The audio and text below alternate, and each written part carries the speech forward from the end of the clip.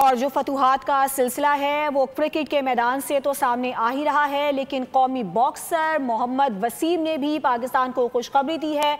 उन्होंने भी बड़ा अहम टाइटल अपने नाम किया है। इंटरनेशनल बॉक्सिंग चैंपियनशिप का मेला लाहौर में सजा और मोहम्मद वसीम ने थाई बॉक्सर को हराकर एजाज का दिफा किया। जीत पाकिस्तान आर्मी के शोहदा के नाम उन्होंने कर दी।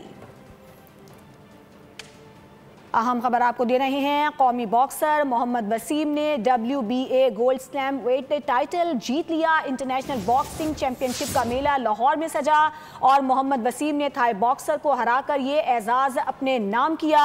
उन्होंने अपनी इस कामयाबी को, अपनी इस जीत को पाकिस्तान आर्मी के शोहदा के नाम किया है। तो खेल के मैदान से पाकिस्तानी जो शायकीन क्रिकेट हैं, इसके अलावा जो बॉक्सिंग के शौकीन लोग हैं, उनके लिए बड़ी अच्छी खबरें आ रही हैं।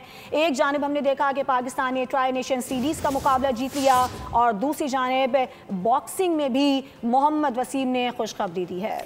और इसी के साथ साथ वज़ीर आला पंजाब मरियम नवाज़ की जानिब से भी इस वक्त शानदार इस कामयाबी को सराहा गया है और फतूहात का सिलसिला इसी तरह जारी रहेगा। ये भी कहा गया बॉक्सिंग इवेंट में पाकिस्तान ने बहुत बड़ी कामयाबी हासिल की है। इवेंट के कामयाब इनेकाद पर पाक फौज और पंजाब हुकूमत को मुबारकबाद पेश करती हूँ। वज़ीर आला पंजाब मरियम नवाज़ की जानिब से कहा कि international boxing championship fight for glory की तकरीब से खिताब पाते बॉक्सर मोहम्मद वसीम की भी तारीफ की। Making us proud for doing Pakistan proud. Well done, well done. But I'd like to thank Field Marshal General Asim Munir. I'd like to thank Pakistan Army, the Corps Commander of Lahore, and the government of Punjab, whose collaboration made this happen.